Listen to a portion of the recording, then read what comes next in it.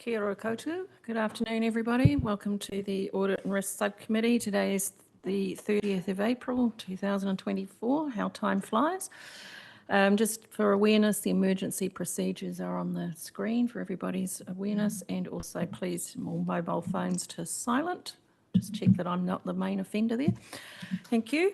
We do have Tim Lidgard from Seaview Marina joining us online for item 6. Other than that, I'm not aware of anybody else joining us online.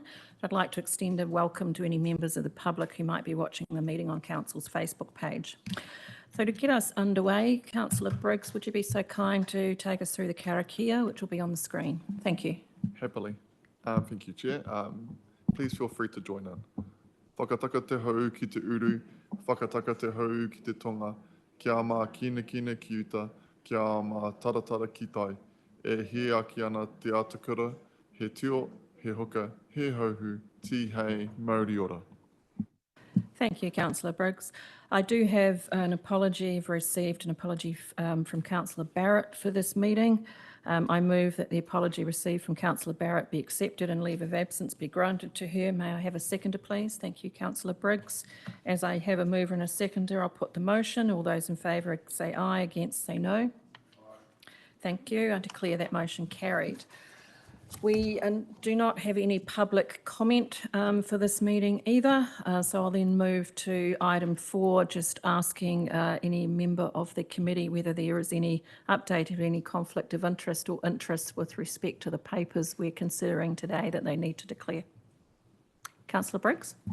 Thank you, Chair. Just noting under the sensitive expenditure disclosure report, there is a costing associated with myself for conference costs as well. Thank you, Councillor Briggs. And also just for awareness, I did make you all aware that my reappointment as Deputy Chair of the Infrastructure Commission was being considered by Cabinet. That's now been formalised and was gazetted on the 8th of April 2024. So that appointment now takes me through to the 31st of August 2025. So if that could just be noted. Thank you. That then takes us to item 5 on the agenda that you'll find on page 10. And I'd like to invite Darren to step forward to speak to the report. This is the external audit update for the Urban Plus group. Daniel, the Chief Executive, was going to join us, but maybe hasn't. We're probably pretty prompt in our timing, so might still be on the way. So Darren, if you could please just speak to the report. Thank you, Madam Chair. I'll take the report as being read. So the main things to update really is just the timing, which is outlined on page. I'm just trying to find the page. Sorry. It's okay, Darren. Just take a moment. If you just catch your breath, you've rushed out to get here. Just take a breath. Yeah. That's all right. Well, I think the main thing to note is that we've got a full valuation of all our land and buildings, including the Urban Plus buildings. So that'll be done by the end of May. The interim will happen during June, with the final audits of Urban Plus happening during July, with sign-off in August. So I think that's the main thing to note. Thank you, Darren. So all proceeding to time frame, which is good. So thank you. I'll just open if any member of the committee has any questions they'd like to ask of Darren. And Daniel, welcome. Thank you. Please grab a seat. Darren has just introduced the report and just outlined the key timings. Is there anything you'd like to add before we open for questions? Thank you. My apologies for being late. I'm just finishing off a submission. Nothing further to add. I'll just leave it in Darren's hands, but my apologies. No, thank you. And yeah, we're very efficient with time, so don't be concerned. Thank you. So members of the committee, are there any questions that you would like to ask either Darren or Daniel with respect to the report? As we've just heard, this process to be followed through for completion by July. No questions? Thank you. Then I'll move the recommendation, and that is that the subcommittee receives and notes the Audit New Zealand audit plan for the Urban Plus Group Urban Plus Limited Group Annual Report, my apologies, for the year ended 30 June 2024 is attached to Appendix 1 of the report. May I have a seconder, please? Thank you, Councillor Morgan. As I have a mover and a seconder, I'll put the motion. All those in favour say aye, against say no. Thank you. I declare the motion carried, and thank you, Darren, and thank you, Dan, for joining us. No, very briefly. Darren, could you just stay where you are right now? Thanks. We'll move to the next item. Thank you very much for joining us. And so we're item 6, which you'll find on page 29 of the agenda, is the external audit update for Seaview Marina Limited. And I'd like to welcome Tim Lidgard, the Chief Executive, who is joining us online for this item. And Darren, if you could please just introduce the report and add any additional commentary you would like to. Thank you, Madam Chair. Seaview Marina is very similar to Urban Plus in terms of we will be revaluing their land and buildings as well. And their time frame for the audit is exactly the same as Urban Plus. So interim June with the main audit in July and sign off in August. And I should have noted that their statutory deadline is the 30th of September. So we'll be well within that time frame. Thank you, Darren. And also, my apologies, I should have noted also that John Whittle, the appointed auditor from Audit New Zealand's on leave. That's why he's not with us today. And also, frankly, it's pretty straightforward. Tim, is there any additional comment that you would like to make before I open for questions? Thank you, Madam Chair. Nothing further to add at this time other than to say we've already made contact with Audit New Zealand, make preparations for the interim audit. Thank you. Excellent, thank you, and good that they're proceeding within, as you say, Darren, the statutory deadline of 30 September, well within that, which is good. Thank you. Now, does any member have any questions you'd like to ask of either Darren or Tim? No, thank you. I'll then move the recommendation in front of you, and that is that the subcommittee receives and notes the Audit New Zealand audit plan for Seaview Marina Limited annual report for the year ended 30 June 2024, attached as Appendix 1 to the report. May I have a seconder, please? Thank you, Councillor Briggs. So I have a mover and a seconder. I'll put the motion. All those in favour say aye. All those against say no. Thank you. Declare the motion carried, and thank you, Tim, for joining us. Appreciate your time. That then takes us to item 7 on the agenda, and we're not, I think we are going to, oh no, we're not going to let you run away just yet, Darren, but are you going to be joined by Deepu, or you're presenting this yourself? Deepu, good afternoon, welcome, thank you. So item 7, the external audit update for Hutt City Council, is on page 45 of the agenda. So again, Darren, yourself, Deepu, please, any additional commentary you would like to make before we open for questions? Thank you, Madam Chair. As far as the LTP audit goes, we're very pleased. We've managed to receive a fairly clean management report and an unqualified audit opinion. The engagement letter was supposed to come to the meeting on the 27th of February, but it was issued late. So attached to the report, you'll find both the engagement letter and the management report. We've received 2 emphasis of matter paragraphs to draw the reader's attention to the fact that we mainly use age-based asset renewals forecast and highlighting risks around the capital deliverability of our program given the significant uplift. Both of these were also part of the 2021 LTP, so they weren't really a surprise to us. And based off the back of this, so this was the audit of the consultation document, there will be an audit of the final LTP document in June. Thank you, Deepu. And just through additional comments I might add is those 2 items are not unusual at all. I think you will find them pretty much in every council's audit opinion at the moment, and also sitting on some central government agencies as well for obvious reasons. Thank you. Well done on a unqualified opinion on your LTP audit thus far. That bodes well for the next and the full audit. So that said, I'll just open for any questions that any member of the committee may have of either Deepu or Darren. No questions? Thank you. I'll then move the recommendations, and bear with me because there are 6 of them. That is that the subcommittee, that Subcommittee 1 receives and notes the update on the external audit of the long-term plan 2024 to 2034.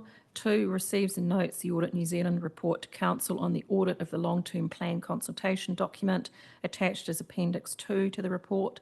3, receives and notes the Audit New Zealand audit plan for the group annual report for the year ended 30 June 2024, attached as Appendix 3 to the report. 4, note the statutory deadline for the completion of the group annual report 2023-24 is 31 October 2024. 5, notes the planned external audit and review process, which includes reporting back to the Audit and Risk Subcommittee. And 6, notes the focus areas for the external audit, which includes the performance measures relating to Wellington Water Limited. May I have a seconder, please? Thank you, Councillor Morgan. As I have a mover and a seconder, I'll put the motion. All those in favour say aye, against say no. Thank you. I declare the motion carried. Thank you, Deepu. Thank you, Darren. I believe you can now step away, Darren. Thank you. That then takes us to item 8, which is on page 105 of your agenda pack, and I'm going to ask Jenny to speak to this, and that is the Standard & Poor's Global Ratings, recent reports and changes in local government ratings. And I believe, Jenny, you had Standard & Poor's here very recently, so perhaps you might touch on a couple of things relating to that visit too, please. Thank you. Thank you, Madam Chair. So just start off with a bit of context and background. So last year in August, our Standard & Poor's credit rating assessment, we saw the assessment adjusted from a stable outlook, AA, to a negative outlook. And that was off the back of our annual plan process, where there was much bigger investment and debt levels and so on, some funding challenges. Following on in November, off the back of the government elections, we saw Standard & Poor's issue a report. It was called Bridge Over Troubled Waters, and we presented that report to this committee, and it was really talking to their concerns about uncertainty post-government change around reform program, particularly the water reform, and just the way forward in terms of funding from central government. So the most recent report now in February, basically what Standard & Poor's have done is they've gone and looked at all the councils across the country that have been rated, and they've adjusted 15 of them from a stable outlook to negative outlook. So that means out of all the councils that are rated, we've now got everybody sitting at a negative outlook, and except for 5 councils. So we've got some more friends in that negative outlook space. And really the reports that they've presented here and the reasoning is around the uncertainty of the government reform. Obviously the water reform legislation has been put through into legislation now, and there's a bit of, big chunk of uncertainty there. The other key reason is their concern about rising infrastructure costs across local government, and obviously all councils across New Zealand are struggling through the challenges of cost pressures and trying to fund the infrastructure costs. So a challenging time for all of us. So, really at the moment we're all sitting with these negative outlooks. There's a high risk now, I suppose, of potentially downgrades in the future. We'll see, off the back of the LTP process, where councils land with the LTPs will really be the next significant point, depending on, revenue settings and debt levels and so on. S&P will be coming around and doing their reviews. Our next one is in August, so we'll see how they assess our LTP, where it's landed. Potentially, we've got a risk of a downgrade to a AA negative, and there will be some increased funding costs associated with that if and when it happens. Yes, I'll probably end there. I suppose in terms of the meeting with Standard & Poor's, that was really helpful, I thought. They really got to talk through their paper and explain it to us well. They also attended the Taitura Strategic Finance Conference and also talked there, which was great to see them engaging with the sector and explaining where they've got to and explaining the risks for us. I suppose one of the key messages was also that despite them sort of down, showing these negative changes, overall the ratings for councils are actually really strong. That was a key message that we certainly took away from the meeting. Thank you. Thanks, Jenny. Jo, is there anything you'd like to add either from their visit here or through the Taitura lens? No, I mean, Jenny's put it beautifully. I think the other thing we took from that meeting was the challenge in water reform of new entities being able to access funding with the appropriate credit rating, and how much of a challenge that currently looks like and therefore is likely to cost more. There's not much we can do about that, but that was a very clear signal we all took on the day. Thank you. I've just add a couple of comments in addition to that, and Jenny has summarised it very well. Thank you, Jenny. But being placed on negative watch does not automatically mean a downgrade. Number of organisations, both local government and other rated entities, can be placed on negative watch and subsequently that negative restored to a stable outlook in the future. I think you're absolutely right in what you're saying, Jenny, is the next meeting with Standard & Poor's for Hutt City in August, I think will be interesting. By then, also you've got the benefit of the central government budget next month, so it's a little more clarity. And I know Standard & Poor's also met with New Zealand Treasury while they were here in terms of what the sort of sovereign outlook is. The point Joe made around the water entities, with my Infrastructure Commission hat on, we have given numerous sets of advice on balance sheet separation and the challenges of trying to achieve that. Again, it's something that it's not impossible, but it's not easy. And that obviously is going to be worked through as well. What I would say in addition to that is if you look at some of the capital raisings that are done through bond issues in local government through either LGFA, or you look at Auckland Council's rating issues, or you look at some of the others, there is no shortage of appetite to invest.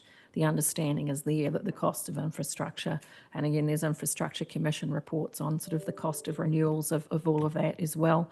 There's plenty of information there. I think really Standard & Poor's are doing what they should do, and wait to see with the clarity of some of that before moving forward. And so it's not something to, be aware, but perhaps don't be alarmed at the moment until you know more. But I think it's important, and I asked Jenny to bring that through to us so that we've got that continued update. So that all said, are there any questions that any member of the committee have? Councillor Briggs. So my question is around what more can we be doing, acknowledging most things are external factors, and also we've got a significant capital program that we've got in the draft long-term plan, and that's obviously going to impact potentially our credit rating with the costs of infrastructure increasing. Is there anything else we can be doing to retain and as much as possible our current credit rating, or actually dampen the impact if we are downgraded over time, particularly looking at the next 3 to 6 years with the current government and their direction, which is kind of becoming more and more apparent in the coming months? Thank you, Councillor Briggs. Would you like to lead on that, Joe, and then maybe Jenny might jump in if there's anything else? Thank you, Madam Chair. I'll start and then Jenny can pick up. I mean, in essence, as I said, whilst the meeting, as you know, we had was largely referring to external factors, we do have a challenge ourselves. Our balanced budget is some time out. So I think the issue for us is discipline. What finance are we raising? Can we cover our debt? And are we doing what we said we're doing? And I think we are at the limits of what we need to do at the minute. So keeping that discipline and focus is going to be vital. Thank you, Joe. Jenny, is there anything else you'd like to add in there? Probably just adding to that, I think there's a strong focus from officers around trying to get best value for money in our procurement processes and trying to really, spend every dollar wisely and carefully. So, that is a big focus, and giving us the space to do that, and adopting the procurement strategy recently is a step in the right direction. So, supporting us with that work. The other thing is just around advocating to central government for funding. I think it's a key part of the puzzle, key part of our funding mechanism is that government funding. So further work in that space is also very much appreciated. Thank you, Jenny. I think Joe's got one more to add. I should have added alongside that discipline, I think one of the things that governors have done really well, and I think we continue with it, and we see others who don't have this and it disbenefits them, is that ability to use money over like a 3-year rolling capital program. We're seeing the benefit of having that discretion in water so that we can bring things forward to where there's downturns, and anywhere else we can absolutely get the best out of that. So certainly my message back in a Taituara way is having the rigour, having the process, but actually having the ability within that to over-program, to bring works forward is really helpful. So continuing with that approach, which governors specifically brought in, I think, in 2020, is really helpful. Thank you, Joe and Jenny. If I could just add a couple of things to your question, Councillor Briggs. I think I'd agree with the three areas that have been outlined. I would, to the addition to the prudent debt management, I would add resources to that, which picks up on Joe's point. You okay there? It's okay. And if you look at that parallels where you see central government messaging, and the Minister of Finance has just recently released the enduring letter of expectation for all Crown entities, SOEs, agencies. It's very clear. So those three are in alignment. The other comment I would make is that noting my role with this council and noting my role as the Deputy Chair of the Infrastructure Commission, I have had several requests for meetings from Under Secretary Court, who was responsible for funding and financing for infrastructure, and to the Minister of Infrastructure, who's Minister Bishop, several discussions with them about how things really work, so that they can best understand that. So I can give you some guidance there, Councillor Briggs, that they are looking at this, they're taking it seriously of some of these challenges and seeking that expert sort of opinion, well, expert guidance, I would say, as saying, hey, these are things you need to look at. So I think you are doing everything you possibly can do, but just stay on that. Don't let it go. Okay, thank you. Are there any other questions? No, thank you. I'll then move the recommendation, and that is that the subcommittee notes the Standard & Poor's Global Rating Agency reports and recent rating actions taken as attached as Appendix 2 to the report. May I have a seconder, please? Thank you, Councillor Morgan. As I have a mover and a seconder, I'll put the motion. All those in favour say aye, against say no. Thank you. I declare the motion carried. That then takes us to item 9, which is on page 149 of our pack, and I'd like to welcome Bruce Hodgins to speak to the Three Waters report, which is no doubt there may well have been one or two things that you might have arisen since you wrote this, Bruce, that you might need to share with us, but please, the floor is yours. Thank you, Madam Chair. Yes, there's 3 items I want to speak to today that are new. So the first one is in relation to paragraph 8, and that's to do with the funding that we've had from government. So DIA has written to Council and has asked us to consider whether we can reallocate any of our better off funding that was being used for other projects into the Three Waters program. And so that's something that we're just looking at the moment. We have committed the majority of that money, but there is some money that is uncommitted at this stage, so could in fact be reallocated if we so chose to do. Second item is in paragraph 10. So a bit of an update in terms of the main wastewater pipe. So Wellington Water has had a bit of time now to have a look at the condition information, and what they now have advising us is that while the pipe is in very poor structural condition, there isn't any cracking, and so therefore they don't believe that the pipe is in an immediate state of structural collapse. So they are working at the moment. In fact, they have a meeting this afternoon with Wakakotahi to pull together the contingency plan that if something does happen, and in the meantime they have signed off on an activity brief for the renewal or replacement of that piece of pipe. We'll be reporting that back through the long-term plan subcommittee, because there'll be some financial considerations that we'll need to look at. And the third thing is in relation to paragraph 16 with the water leaks, just to say that Wellington Water is now reporting on the work that it is doing to spend that additional money. The target is to reduce the backlog, which is was around 700 down to 100 leaks, which was a manageable amount.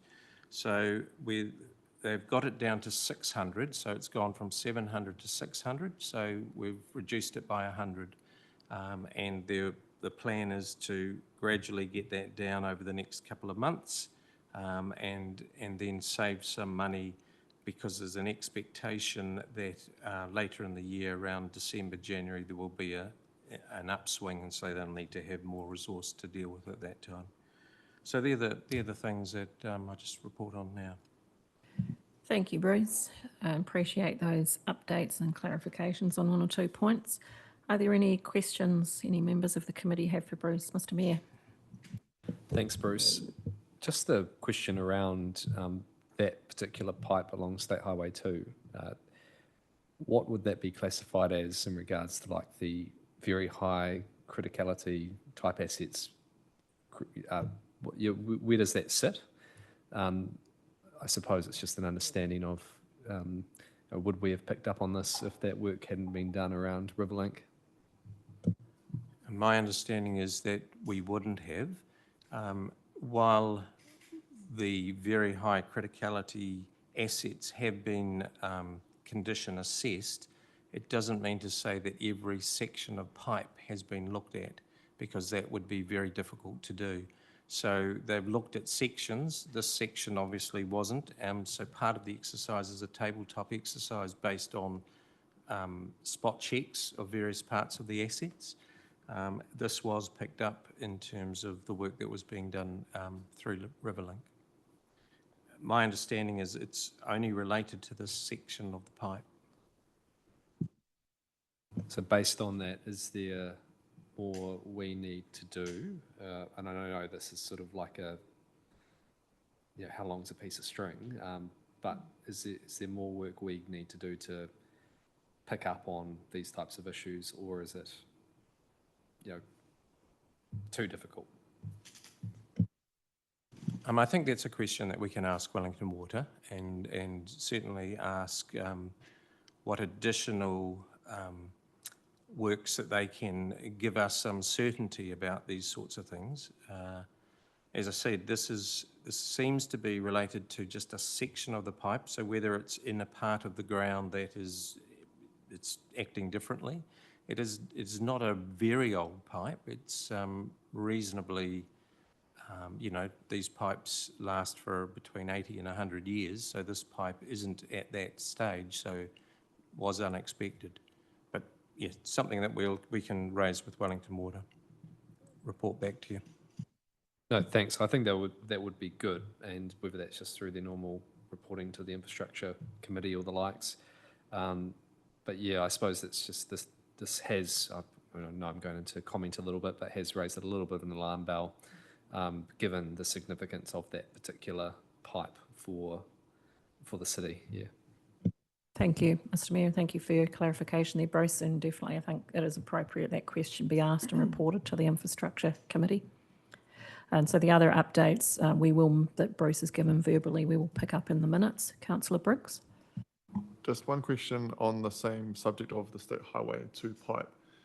Has there been conversations with Hutt City Council on their portion of the funding required as well, which is going to come to our subcommittee for LTP as well, just to kind of, concern particularly in that section, but if there is further work needed on the longer piece of that pipe as well, on their ability to be able to fund it at the same time. Yes, Upper Hutt has been fully briefed in terms of what we're doing at the moment. They're kept in the loop on every bit of information that comes through. So they got information today along with ourselves. We haven't broached yet what the cost implications are, but when we do know what that is, then we'll be talking with them. Thank you, Councillor Briggs. Thank you, Bruce. Are there any further questions? No. Noting, as I said, that we will minute the... Sorry, Councillor Morgan. Sorry, Chair. See your hand. Can I make a comment, though? You may make a comment. Thank you. I just want to say, look, I really appreciate the work that's gone into this and collectively working together as a region on this issue. And it's time that we started doing it, not us, but nationally, we started thinking that way. So I just want to applaud the team and the strategic planning and thinking behind all of it. So thank you very much. Thanks, Councillor Morgan. And I think, as I mentioned, we will minute, obviously, pick up the updates that you've given us, Bruce, and the other of the questions asked and the actions agreed. That said, I'll now move to the recommendations in front of you, and they are that the Subcommittee 1 notes that all councils in the Wellington region, along with the Horowhenua District Council, have agreed to be part of a regional project to develop a water services delivery plan and future delivery model. 2, notes that the first phase of this work has commenced and will go through to August 2024. 3, notes that unspent Three Waters reform transitional funding provided by government under the previous reform process will meet the costs of phase 1, but it is unclear at this stage whether future phases will be financially supported by government. And 4, notes the risk of failure of a segment of the main wastewater pipe adjacent to and under State Highway 2, as we've just discussed. So may I have a seconder, please? Mr. Mayor, thank you. As I have a mover and a seconder, I'll put the motion. All those in favour say aye, against say no. Thank you. Declare the motion carried. Thank you, Bruce. That then takes us to item 10, which we will find on page 153 of our pack, and that is the regular update to this committee on the Comply with Legal Compliance report. I'd like to invite Lakna, the legal coordinator, to come and speak to the report. Again, good work. Thank you, Lakna. If you could just highlight any key points that you would feel necessary to do so before we open for questions. Thank you. Thank you, Madam Chair. Just to remark that we're pleased with the responsiveness of the staff in completing the survey, and just that the 24 remaining corrective actions will be reviewed till they're resolved. Other than that, Madam Chair, the report can be taken as read. Thank you, Lakna. Appreciate that. And again, this is good, worthwhile work, and great that you're getting such a participation response rate. And frankly, it would concern me if you had 0 non-compliances. That could not possibly be true. So again, don't be concerned, members of the committee, that you have that. The thing for you to note is that they're being addressed. So A, reported, B, addressed, which is exactly what you want. Thank you. So I'll just ask if there are any questions that any member of the committee might like to ask Lakna. No, thank you. Then I'll move the recommendations in front of you, and they are that the Subcommittee 1 notes the Comply with Legal Compliance report for the period 1 July 2023 to 31 December 2023, and 2, notes that out of 38 non-compliances recording during the survey, 14 are already resolved. Once 6 duplicates from the remaining 24 non-compliances have been removed, 18 corrective actions remain, and those are listed in Appendix 1 attached to the report and are being addressed, as Lakna has told us. May I have a seconder, please? Thank you, Councillor Morgan. As I have a mover and a seconder, I'll put the motion. All those in favour say aye, against say no. Thank you. Declare the motion carried. Thank you, Lakna. So moving to item 11 on our agenda, which is on page 161 of the pack, I'd like to welcome Nishana to speak to the risk management and assurance update. Again, a regular update and report to this committee. Thank you, Nishana. Thank you, Madam Chair. Good afternoon, everybody. So this is our quarterly update on the progress of risk management at Council. So the last update was provided on the 28th of November 23, and as of the 30th of March 24, we now have 8 risks sitting on the strategic risk register. We've previously had 10 risks on it. There was 2 risks that was removed, and that related to the enterprise portfolio management and emergency management, and reasons for removal is that officers are seeing positive outcomes from the various tools that they have put in place. Overall residue risk ratings remain the same as medium, with the exception of the workforce risk, which has now been moved to low risk. And then paragraphs 12 to 16 just highlight some of the recent work councillor officers have been doing around addressing the specific risks. So, thank you. Thank you, Nishana. Good work, as always, and something that, again, is always at the forefront of people's minds. So good to see it being so proactively managed and addressed. Are there any questions any member of the committee has for Nishana, please? No questions, thank you. I'll then move the recommendations, and they are that the Subcommittee 1 receives and notes the information in the report, 2 notes there are 8 risks, previously 10, on Council's Strategic Risk Register, 3 notes the update on other assurance activities, and 4 notes the risk register as at 30 March 2024, which is attached as Appendix 1 to the report. May I have a seconder, please? Councillor Briggs, thank you. All those in favour say aye, against say no. Thank you. Declare the motion carried. Thanks, Nishana. Moving on to page 178 of our agenda, where we will find item 12, the sensitive expenditure disclosures. And we're welcoming back Darren for another report for us. Again, a standing report to this committee, which is very important in the interests of transparency, noting Councillor Briggs, your disclosure earlier in the meeting. Thank you. So Darren, are there any points that you wish to raise or draw our attention to before I ask for any questions? No, nothing further to add. Thank you. Thank you, Darren. Members of the committee, do you have any questions you'd like to ask of Darren? No, thank you. I'll then move the recommendations in front of you, and they are that Subcommittee 1 receives and notes the information, and 2 notes the sensitive expenditure disclosure information attached as Appendix 1 to the report, titled Summary of Sensitive Expenditure 1 January 2024 to 31 March 2024. I may I have a seconder for the motion, please? Thank you, Councillor Morgan. Silence is golden. All those in favour say aye, against say no. Thank you. I declare the motion carried. Thanks, Darren. So that takes us, members of the committee and officers, we are now on to our information items. The first one is item 13A, which is on page 183. And I'm going to welcome in a moment Andrew Quinn, welcome Councillor Stellinger as well. This is the Whakatapu Nainai, the progress update, which I'm sure, as always, is a lot of interest to everybody, Andrew, and quite clearly progress continues to be made. So I'll pass over to you now to introduce your report and update us on anything that you wish to bring to our attention.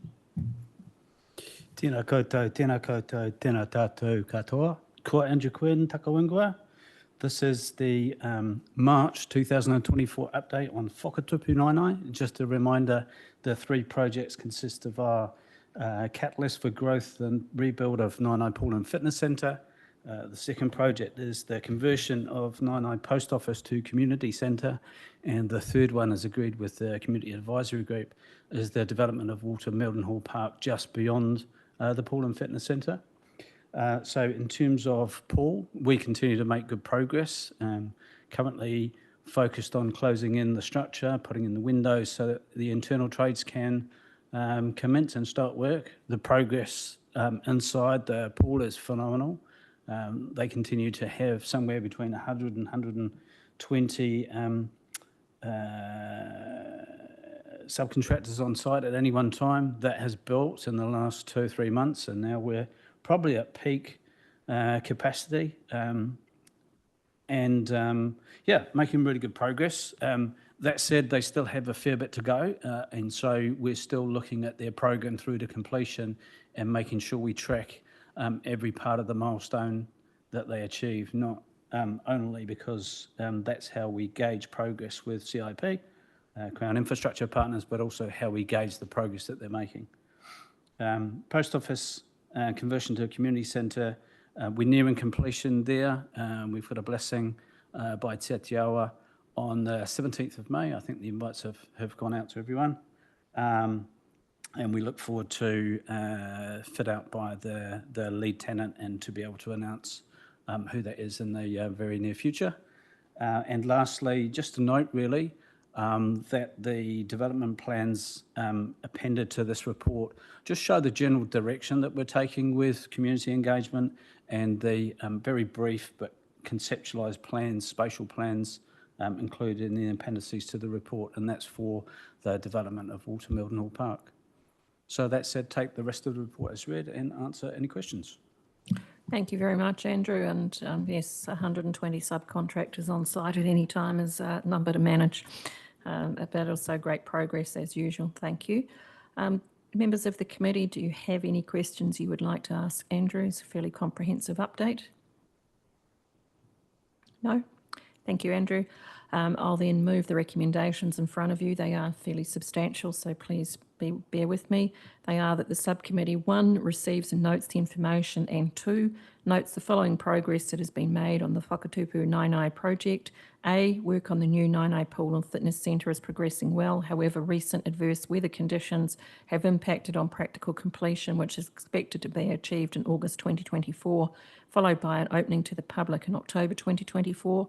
Confidence remains high that the project can be completed within budget. B, the conversion of the old Nainai Post Office to Community Centre is nearing completion, and a blessing of the site has been arranged for 17 May 2024, followed by final fit-out for public use. And C, community engagement on the scope of improvements to Walter Middlenhall Park is progressing well, and numerous drop-in sessions and workshops have been held locally. And D, spatial zoning plans for the improvement to Walter Middlenhall Park that will be shared with the community for feedback are attached to this report. A final decision on the preferred concept will be made prior to submission of the resource consent once community feedback has been received and processed. May I have a seconder, please? Councillor Morgan, I saw your hand first. All those in favour say aye, against say no. Thank you. Declare the motion carried. Thank you, Andrew. That takes us to item 13B, which is on page 209, and that is the regular report we have to this committee also on the work program for the Audit and Risk Subcommittee. It is quite straightforward. It is there to assist members of the committee and officers to know which reports are coming to our forthcoming meetings. However, I will ask if there are any questions that any member of the committee has. No, thank you. I'll then move the recommendation in front of you, and that is that the subcommittee receives and notes the forward work program for 2024 attached as Appendix 1 to the memorandum. May I have a seconder, please? Thank you, Councillor Briggs. As I have a mover and a seconder, I'll put the motion. All those in favour say aye, against say no. Thank you, and I declare the motion carried. Item 14 is questions, of which I have not received any, so I will take us to item 15, and that is the exclusion of the public. And I move that the public be excluded from the following parts of the proceedings of this meeting, namely the Tiwhai Takamori o Te Awa Kairangi, the Riverlink update. May I have a seconder, please? Thank you, Councillor Briggs. As I have a mover and a seconder, I'll put the motion. All those in favour say aye, against say no. Thank you. I declare the motion carried and declare the public part of the meeting closed. I make it 2:42 p.m.